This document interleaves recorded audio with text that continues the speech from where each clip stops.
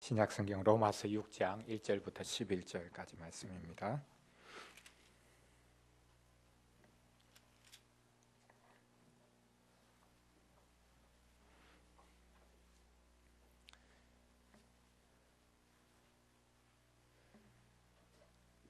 로마서 6장 1절부터 11절까지 말씀, 저와 여러분이 한 절씩 교독하시겠습니다. 그런즉 우리가 무슨 말을 하리요? 은혜를 더하게 하려고 죄에 거하겠느냐?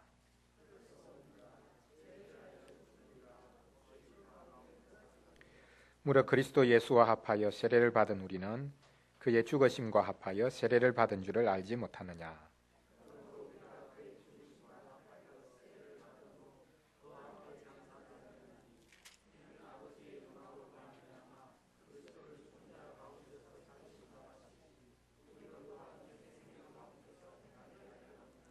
만일 우리가 그의 죽으심과 같은 모양으로 연합한 자가 되었으면 또한 그의 부활과 같은 모양으로 연합한 자도 되리라.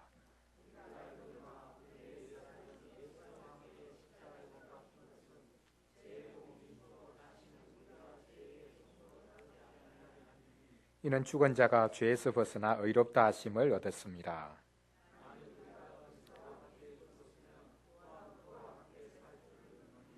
이는 그리스도께서 죽은 자 가운데서 살아나셨음에 다시 죽지 아니하시고 사망이 다시 그를 주장하지 못할 줄을 알미로라.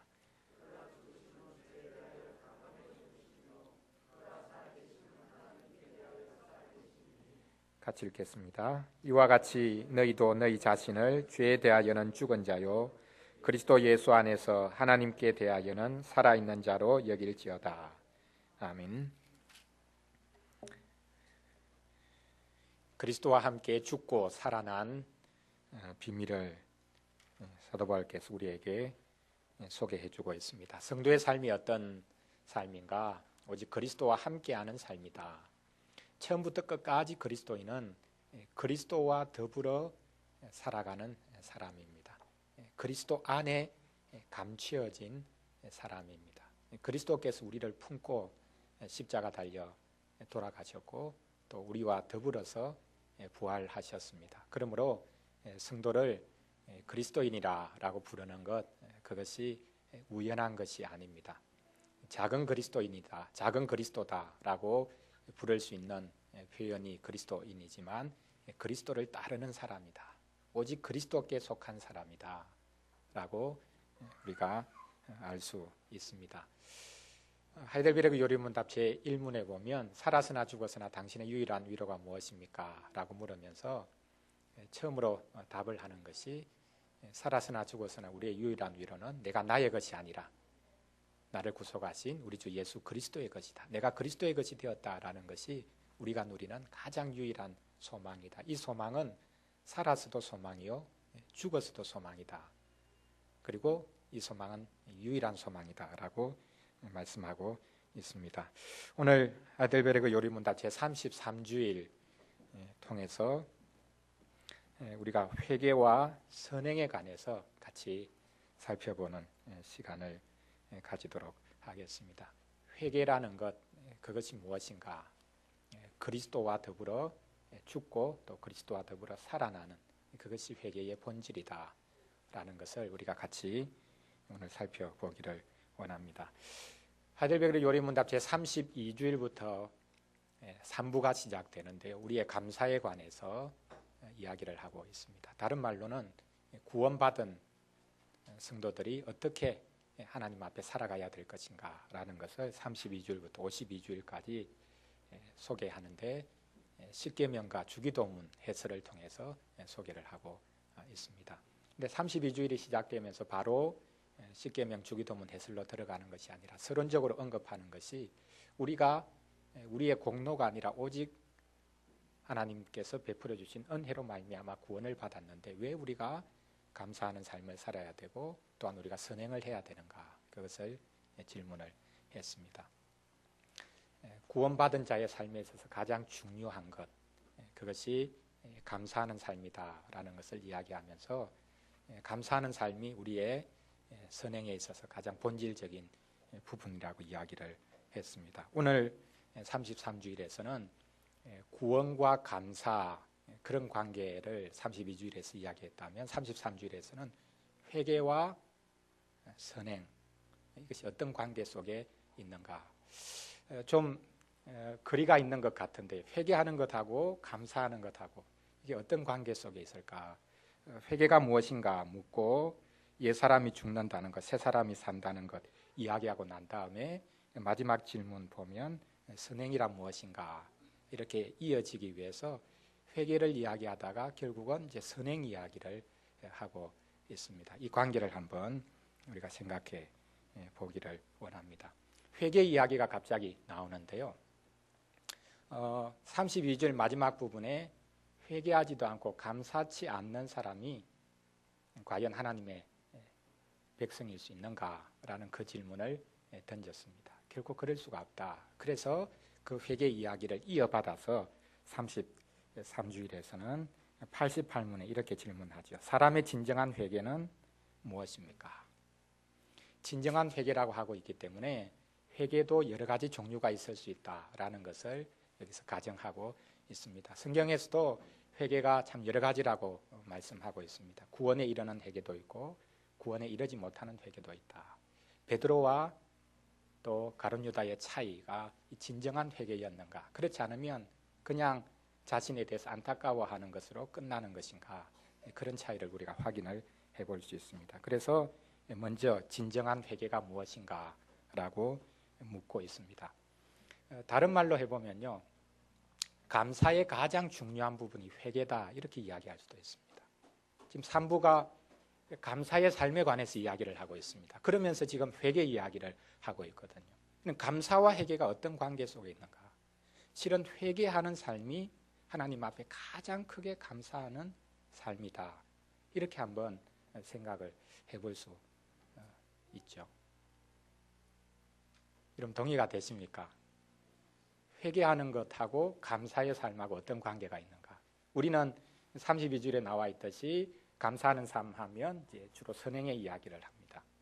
열심히 선을 행하는 것, 그것이 하나님 앞에 감사하는 삶이 아닌가? 그래서 도덕적으로 기독교인이 나름대로 깨끗하게 살고 열심히 선행을 행하고 그러면 그게 감사하는 삶의 전부다라고 생각하지만 성도의 감사의 삶은 그것과는 다르다라는 것을 알 수 있습니다. 여기서 회개 이야기를 하고 있습니다. 참으로 회개하는 사람, 진정으로 회개하는 사람만이 하나님 앞에 참 감사하는 삶을 살아갈 수 있다. 또 그것이 동력이 되어서 결국 우리에게 참된 진실한 진정한 선행이 나올 수 있다라는 것을 생각해 볼 수 있습니다.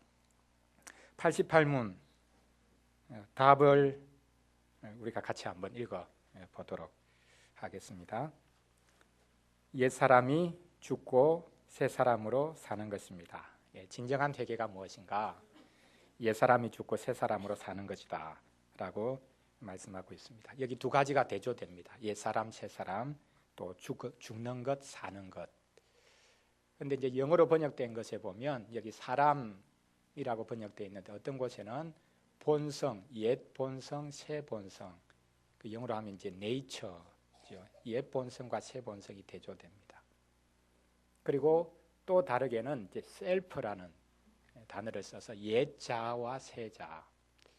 그래서 옛 본성과 새 본성, 옛 자와 새 자, 옛 사람과 새 사람 이렇게 이제 자꾸 대조를 시킵니다. 그러니까 본성, 자아, 사람 이게 다 동일한 표현이죠. 본성이란 말을 쓸 때는 그 왜 옛 본성과 새 본성 이런 대조를 쓰겠습니까?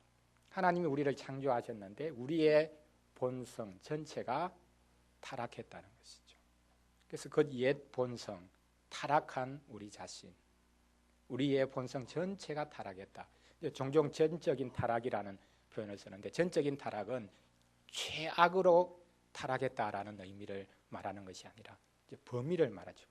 전 영역이 다 타락했다. 우리 인생이. 우리의 본성 가장 깊은 곳에 있는 우리 인격 중심조차 타락을 했고 또 죄에 물들었습니다. 그 본성을 전적으로 타락한 그 본성을 우리 주님께서는 새롭게 만드셨다. 그래서 새 본성 이야기를 합니다. 셀프라는 것, 자라라는 표현, 그 세상에서도 이제 자아라는 표현을 심리학에서도 많이 쓰지 않습니까? 자아가 중심이 된 자기 중심적인 그런 인생이 이제는 하나님 그분이 우리를 살려주셔서 새로운 자아가 우리 속에 생기는 것이죠. 성경에서는 가장 흔한 표현으로 또 옛사람, 새사람 그 표현을 쓰고 있습니다. 여기 사람은 우리 인격 전체를 의미를 합니다. 근데 옛사람을 그냥 문자 그대로 이제 번역을 해보면 어떻게 됩니까? 쉽게 번역을 해보면 옛사람, the old man 하면 번역을 잘못하면 어떻게 됩니까? 노인 그렇게 번역이 되죠. 옛사람을 이제 번역을 잘못하면 노인이 됩니다. 그러니까 옛사람과 새사람의 차이는 연세의 문제가 아니죠. 나이의 문제가 아닙니다. 동일한 사람인데 타락해서 전적으로 죄에 물든 상태. 그 성경에서는 그것을 육체가 되었다라는 표현을 씁니다.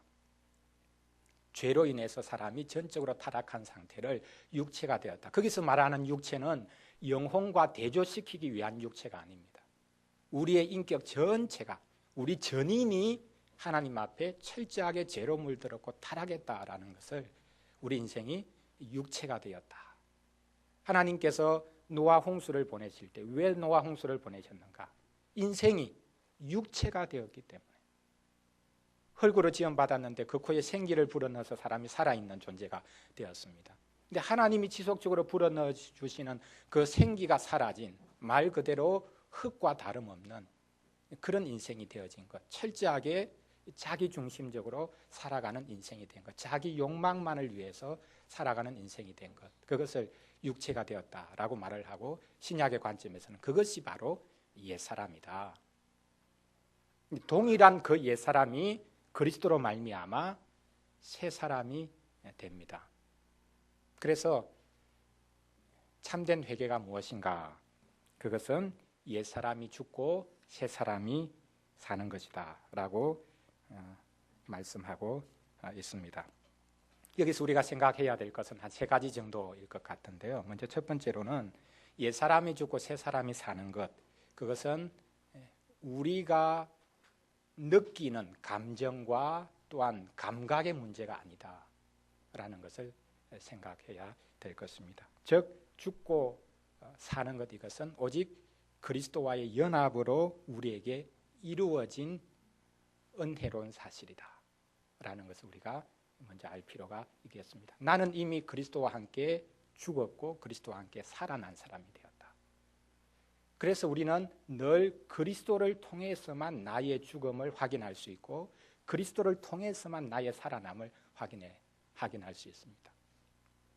나 자신을 보면 안 되고 그리스도를 통해서 죽음과 부활을 늘 확인을 해야 된다라는 사실입니다. 자, 언제 죽었냐? 내가 언제 죽었냐라고 이야기를 한번 해보면요. 여러분, 우리가 언제 죽었습니까? 예수님이 십자가에 달려 죽었을 때 우리도 같이 죽었죠. 객관적인 사실입니다. 그 죽음을 내가 언제 확인합니까? 복음이 우리에게 들려질 때에 우리가 그것이 선포되는 것을 우리가 봤죠. 그리고 그것을 내가 구체적으로 확인하고 나의 고백을 거기에 실는 것이 언제입니까? 세례받는 순간. 그리고 그 죽으심과 부활을 날마다 우리가 경험하는 것이 어떤 방식으로 경험합니까? 실은 성찬에 참여함으로 경험합니다. 그러니까 이제 시간적으로는 이렇게 순차적일 수 있습니다.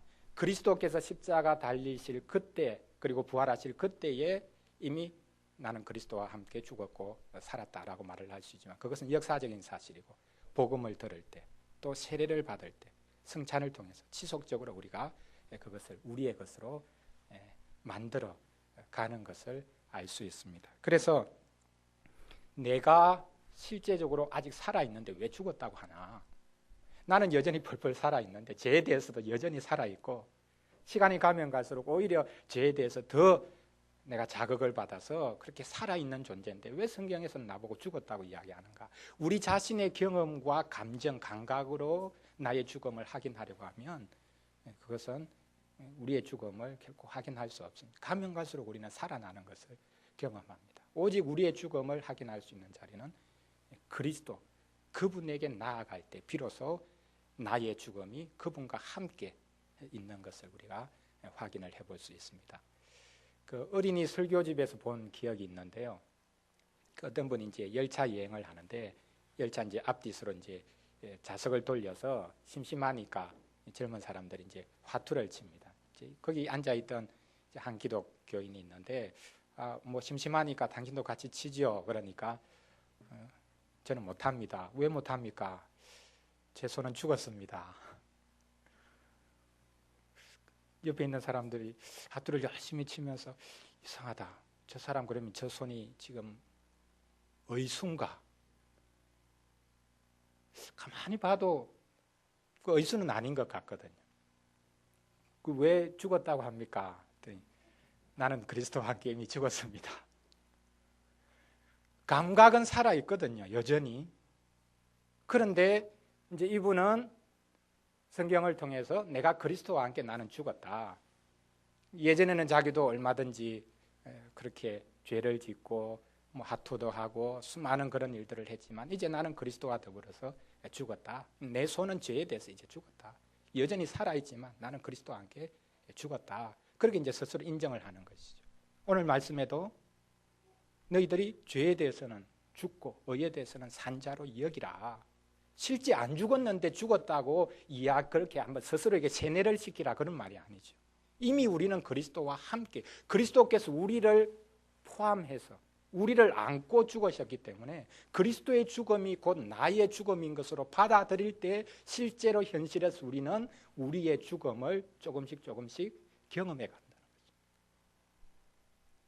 거죠. 그래서 너희들이 죄에 대해서 죽었다라는 사실, 그리스도와 연합한 자가 되었다라는 사실을 인정하는 것, 이것이 실은 우리의 죽음, 우리의 부활을 현실에서도 경험할 수 있는 유일한 능력이 된다라는 것을 우리가 먼저 생각할 필요가 있습니다.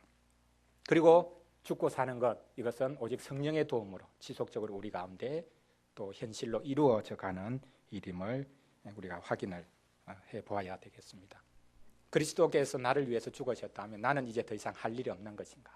그렇지 않고 이제 죽고 사는 것은 결국 나에게 달렸다. 내가 어떻게 하느냐에 따라서 내가 나 자신을 죽일 수 있고 얼마든지 내가 금식하고 철저하게 나 자신을 이렇게 억압하고 그렇게 하면 그런 것을 통해서 금욕적인 그런 삶을 통해서 내가 나 자신을 죽일 수 있다. 어떤 분은 말에 실수가 늘 많으니까 자갈을 입에 넣고 한 달 동안을 그렇게 지냈다고 합니다. 아주 독한 분이죠. 말만 하면 실수가 많으니까 내가 이제 말 안 하고 한번 지내보자. 그래서 자갈을 입에 품고 한 달 동안 말을 안 하고 생활했다. 그래서 내가 이 정도 되었다. 내가 이제는 점점 나 자신을 죽이는 이런 놀라운 능력을 내가 가지게 되었다. 그렇게 이야기를 하는 경우도 있습니다. 어떻게 죽고 어떻게 사는가? 성령께서 우리 가운데 찾아와 주시고 역사해 주시지 아니하시면 우리의 능력과 우리의 의지로 할 수 있는 문제가 아니다. 어떤 분들은 빌립보서 2장 12절 말씀을 통해서 너희가 복종하여 두렵고 떨림으로 너희 구원을 이루라. 그렇게 했으니까 우리가 구원을 이루어가는 것, 이것은 결국 우리에게 달린 문제니까 철저하게 우리가 회개하고 우리의 노력으로 얼마든지 이 구원을 이루어갈 수 있다. 그렇게 이야기를 하는 분들이 있습니다. 하나님이 해주신다고 뒤로 물러가 있지 말고 계속해서 여러분 자신이 노력을 하십시오. 여러분이 노력하는 것만큼 하나님은 도우십니다. 그런데 그런 생각을 의식하셨는지 그 빌립보서 2장 12절 바로 다음 절 13절 보면 정반대 말씀이 있거든요. 어떤 말씀입니까? 너희 안에서 행하시는 분은 하나님이십니다. 너희로 하여금 거룩한 소원을 두고 너희로 행하게 하신다. 복종하여 두렵고 떨림으로 너희 구원을 이루라. 너희 자신이 구원을 이루라라고 하고 난 다음에 바로 그 다음 절에서 너희 안에 행하는 분은 하나님이시다. 하나님이 너희들에게 거룩한 소원을 두고 그것을 하도록 그렇게 자극시키신다. 그러면 하나님이 하신다는 말입니까? 안 그러면 사람이 한다는 말이에요. 하나님이 우리 속에 오셔서 우리가 실제로 하지요. 그러나 그것은 우리의 의지가 하는 것이 아니라 하나님의 도우심으로 우리가 하는 것입니다. 그래서 죽고 사는 것, 이것이 나의 의지, 노력에 달렸다, 그렇게 생각해서는 안 될 것입니다. 세 번째로, 이 죽고 사는 것이 시간 순서라고 생각하는 것은 잘못입니다. 이 동전의 양면과 같은 것입니다. 죽고 난 다음에 죽는 만큼 살아난다. 죽는 어떤 기간이 있고, 그것이 있고 나면 그 다음부터는 사는 이런 기간이 우리에게 있다. 그렇게 생각하면 안 될 것입니다. 이것은 동시에 하나님의 백성들 가운데서 이루어지는 일이다라는 것을 생각해 볼 수 있겠습니다. 내가 나 자신을 죽이는 것만큼 그 이후에 조금씩 뭔가 우리 속에 살아나는 것이 있을 것이다 라고 생각하는 것은 잘못입니다. 예수님이 이런 비유를 하신 적이 있죠. 어떤 귀신이 쫓겨나갔는데, 쫓겨나가고 난 다음에 그 집이 깨끗하게 이제 청소가 되었습니다. 그냥 비어 있는 상태죠. 근데 이 귀신이 이제 그 집에서 쫓겨나가지고 이곳저곳 떠돌다가 갈 곳이 없습니다. 그러니까 옛날 자기가 살던 집으로 다시 돌아가야 되겠다 해서 돌아와 보니까 깨끗하게 청소가 되어 있습니다. 그러니까 내 친구들도 같이 데리고 와야지 해서 다른 귀신들을 더 데리고 와서 그 집에 살기 시작했다. 그러니까 이 비유가 바로 이제 죽고 사는 이 문제가 시간적으로 이렇게 차이가 있는 것이 아니라 동전의 양면과 같다라는 것을 보여주는 중요한 예일 것 같습니다. 우리 속에 뭔가 비어 있는 상태, 그 불교에서는 우리를 비우라고 하거든요. 욕망을 비운다. 그래서 비워지는 그것이 가장 축복된 상태라고 생각합니다. 그러나 우리는 비우는 것이 목적이 아니라 비워진 곳에 채우는 것이 목적이죠. 하나님의 사랑으로 채우고 하나님의 그 크신 복을 우리 속에 지속적으로 채우는 것. 그래서 비우는 순간 다시 다른 것으로 채워지는 것, 성령의 은혜로 채워지지 아니하면 이런 그것이 예전보다 더 못한 상황이 될 수 있다. 그래서 우리는 죽는 것, 수동적으로 죽는 것이 목적이 아니라 긍정적으로 하나님을 향해서 살아나는 것이 기독교인의 삶이기 때문에 죽음과 삶, 죽는 것과 사는 것, 이것이 시간적인 차이가 있는 것이 아니라 지속적으로 죽으면서 동시에 살아나는 그 역사를 우리가 경험을 해야 되는 것이다 라는 것 우리가 생각해 보아야 되겠습니다. 옛사람이 죽는 것이 무엇인가 89문에서 질문을 하고 있는데요. 같이 한번 답을 읽어보겠습니다. 옛사람이 죽는다는 것은 무엇입니까? 답입니다. 하나님을 진노케 한 우리의 죄를 마음으로 슬퍼하고 더욱더 미워하고 피하는 것입니다.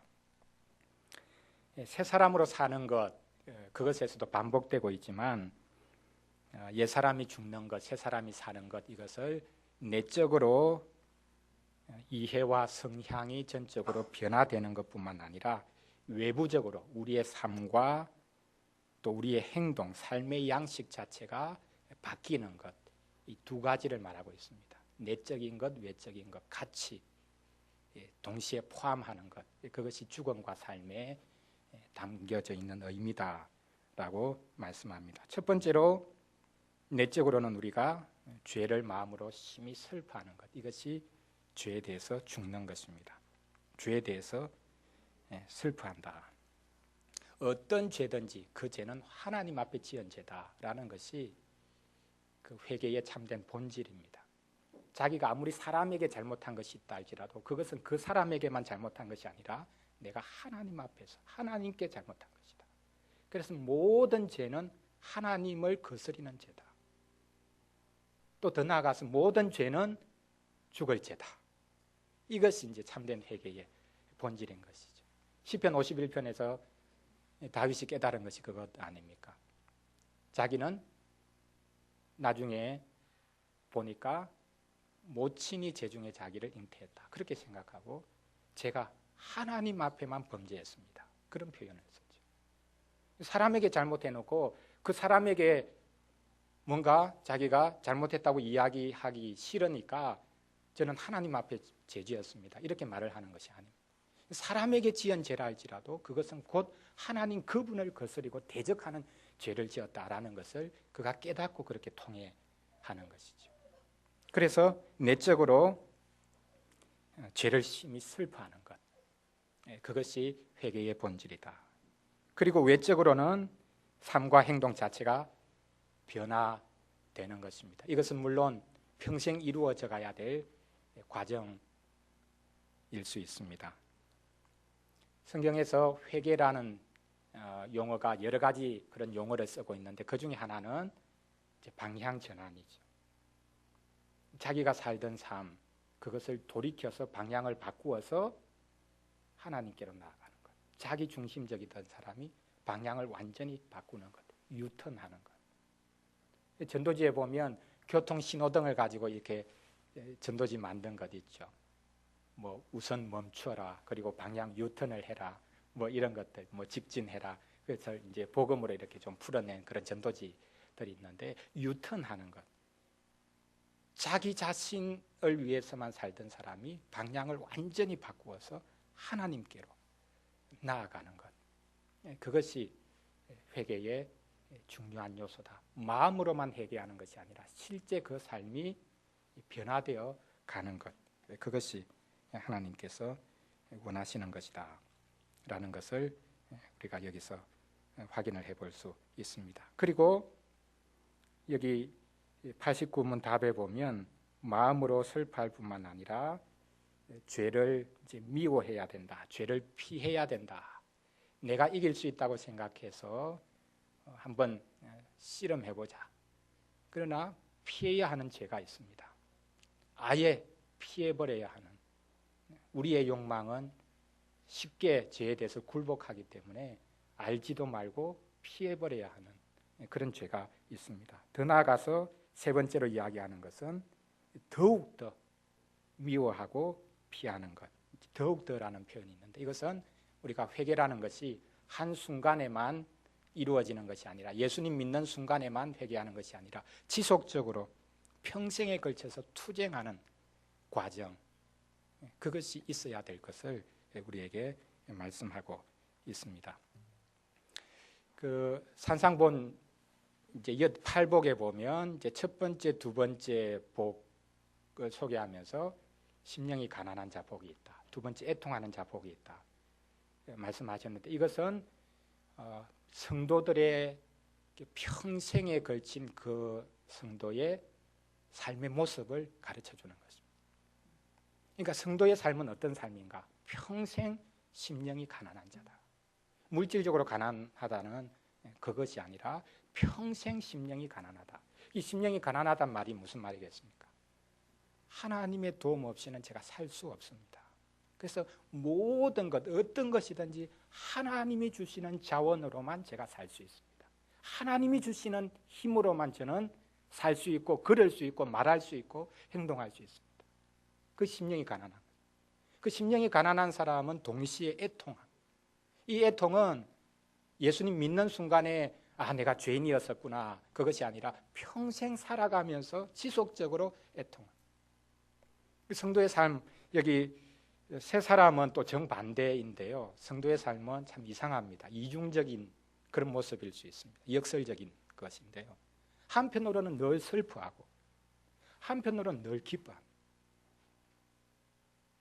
이 두 가지가 어떻게 조화될 수 있는가? 한편으로는 지속적으로 자신의 죄에 대해서 가면 갈수록 더욱더 깊이 깨닫고 슬퍼하지만, 동시에 그렇기 때문에 하나님의 구원은 오직 하나님의 능력과 은혜로 되어지는 것이기 때문에 오직 하나님 그분을 지속적으로 기뻐하고 즐거워하는 것. 이 기쁨과 슬픔이 순차적으로 오는 것이 아니라 평생을 통해서 늘 슬퍼하고 또 늘 기뻐하고, 그것을 사도 바울은 이렇게 표현하죠. 근심하는 자 같으나 항상 기뻐하고.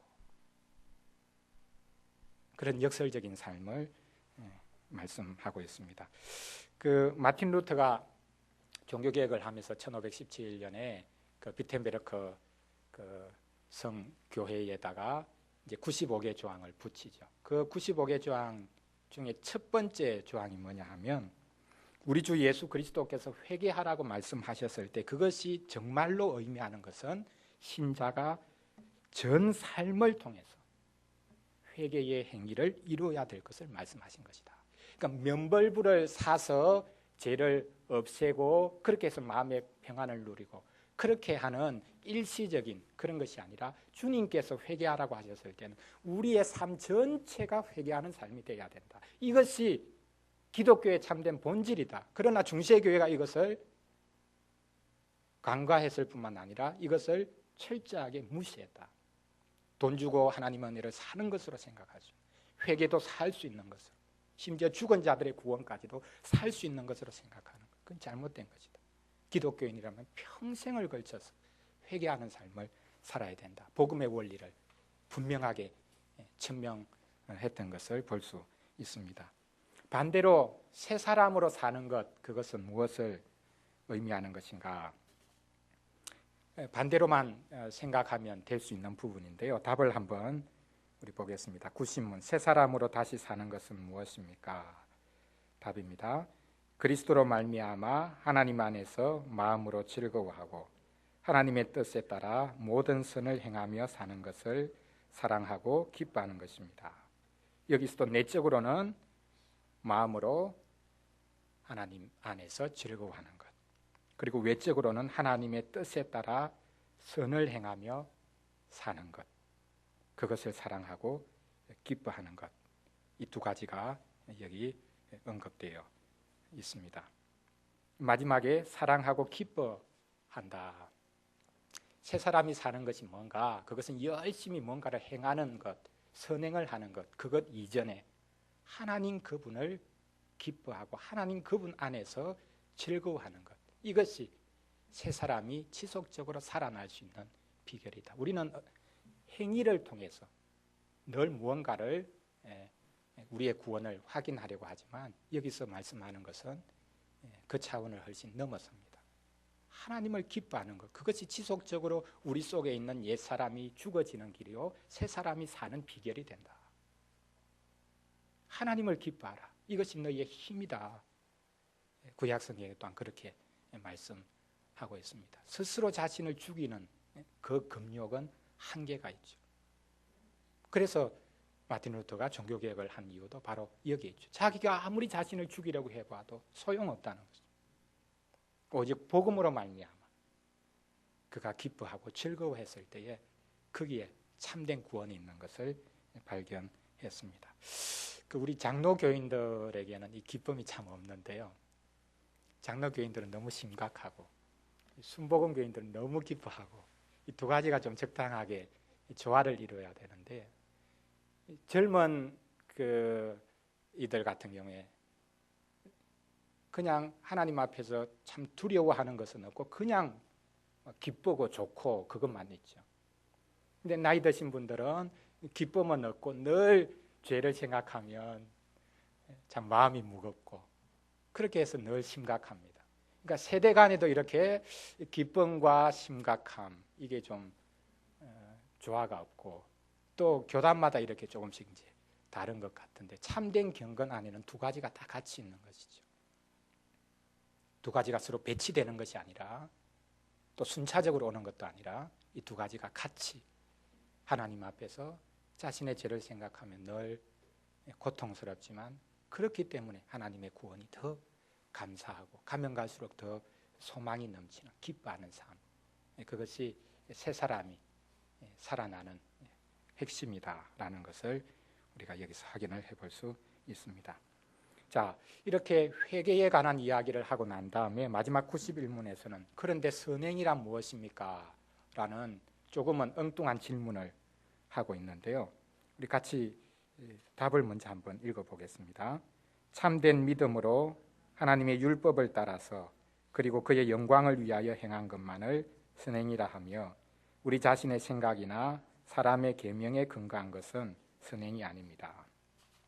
참으로 회개한 사람은 그 결과로 진정한 선행을 이루게 된다라는 것입니다. 선행을 통해서 내가 회개했는지 구원받았는지 증명하려고 해서는 안 됩니다. 이 순서는 바꾸면 안 됩니다. 회개가 먼저 있어야 됩니다. 그리고 그 참 회개의 결과로 하나님이 기뻐하시는 선행이 나옵니다. 그런데 내가 뭔가 열심히 선을 행하고 있다, 그것을 가지고 나는 구원받았구나, 그렇게 주장해서는 안 되는 것이죠. 순서는 분명히 해야 됩니다. 그래서 회개와 선행, 이 관계를 여기서 이야기하고 있습니다. 회개했다면 나 회개했는데 그거로 끝나는 것이 아니라 그 회개가 참 열매를 맺고 있는가, 그것은 진정한 선행으로 나타날 수밖에 없다. 그것을 이 33주일에서 말씀하고 있습니다. 그러면 하나님이 받으시는 참된 선행은 어떤 것인가? 여기 먼저 참된 믿음으로, 이것은 선의 원천이 무엇인가? 참된 믿음의 근거에서 나오는 것이어야 된다라고 말씀합니다. 로마서 14장 23절 보면 믿음을 따라 하지 아니한 것은 다 죄다. 그리고 히브리서 11장 6절 보면 믿음이 없이는 하나님을 기쁘시게 하지 못한다. 근데 재미있는 것이요, 믿음이 없이는 하나님을 기쁘시게 하지 못한다라고 해놓고 그 믿음은 어떤 믿음이어야 되는가 하면 두 가지를 말하는데, 첫째는 하나님이 계신 것을 믿어야 되고, 두 번째는 하나님이 자기를 찾는 자들에게 상 주시는 분임을 믿어야 된다. 그러니까 하나님이 상 주신다, 이것을 믿는 것, 그 미신이 아니라는 것입니다. 하나님 그분은 자기 백성에게 얼마든지 좋은 것을 주시는 분이다 라는 것을 믿는 것은 그 잘못된 게 아닙니다. 오직 하나님께만 구하고 하나님 그분이 모든 좋은 것을 주신다라고 믿는 것은 참 믿음의 본질이라는 것입니다.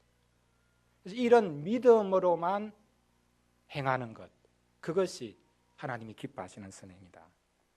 그리고 하나님의 율법을 따라서 선의 규범은 무엇인가? 오직 하나님의 율법이 규범이다.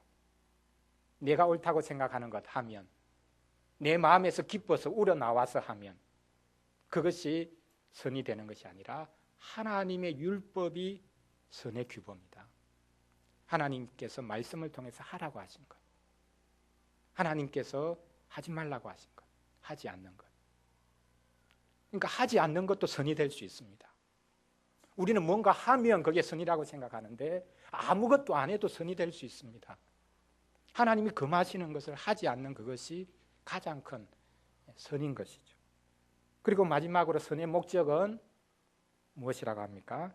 그의 영광을 위해서 행한 것만을 선행이라 한다. 하나님의 영광을 위해서 하는 것, 나를 위해서 하는 것이 아니라 하나님 그분을 위해서, 그분의 영광을 위해서 하는 것이 선이다. 서기관과 바리새인들의 산상보훈에 보면 그것을 예수님이 지속적으로 이제 경계하시는데요. 너희의 의가 서기관과 바리새인보다 낫지 못하면 그딴 거 천국에 들어가지 못하리라. 그런데 서기관과 바리새인의 당대의 의는 어떻게 보면 어느 누구도 따라갈 수 없는 의였습니다. 그런데 왜 그것이 천국에 갈 수 없는 의인가? 간단합니다. 마태복음 6장 1절에서 주님이 말씀하시기를 사람 앞에 보이려고 그들 앞에서 너희 의를 행하지 않도록 주의하라. 이 서기관과 바리새인들은 하나님 앞에서 행한 것이 아니라 철저하게 사람에게 보이기 위해서 했어요. 그러니까 그것은 하나님이 받으실 수가 없다는 것입니다. 오직 하나님의 영광을 위해서 하는 것만 하나님께서 선이라고 하시고 그것을 받으신다라고 말씀하고 있습니다. 정리를 해보면 참된 회개, 그것은 그리스도와 함께 죽고 살아난 그 은혜를 우리가 누리는 것인데, 이 참된 회개를 통해서 우리의 타락한 옛사람은 가면 갈수록 죽어가고 하나님께서 우리 속에 새로운 사람을, 새로운 성품을, 새로운 자아를 심으셔서 우리를 살려주심으로 하나님 그분께 참 영광이 되는 진정한 선을 이루게 되는 것, 이것이 하나님께서 우리에게 이루어 가시는 일입니다. 그래서 참된 회개는 진정한 선행을 통해서 나타난다. 이 말씀 우리가 기억하면 좋겠습니다. 기도하겠습니다. 하나님 감사합니다. 저희들을 불러주셔서 저희들의 죄됨을 깊이 깨닫게 하여 주시고 오직 그리스도로 말미암아 저희들의 죄가 씻겨지는 이 복을 저희들이 깨닫고 누리게 해주시니 감사드립니다. 그리스도 안에 있는 길만이 저희들이 옛 사람이 죽고 새 사람이 살아나는 비결임을 알게 해주셔서 저희들은 오직 예수 그리스도께 붙어있고 그리스도의 말씀에 의지하는 주의 백성들이 되도록 도와주시옵소서. 옛 사람이 날마다 죽고 새 사람이 살아남으로 말미암아 저희들 삶 속에 하나님이 기뻐하시는 아름다운 일 많이 일어날 수 있도록 도와주시고 그리하여서 오직 하나님께서 영광 받으시며 또한 안 믿는 이들을 복음으로 인도하는 복된 역사가 계속될 수 있도록 도와주시옵소서. 감사를 드리옵고 예수님 이름으로 기도합니다. 아멘.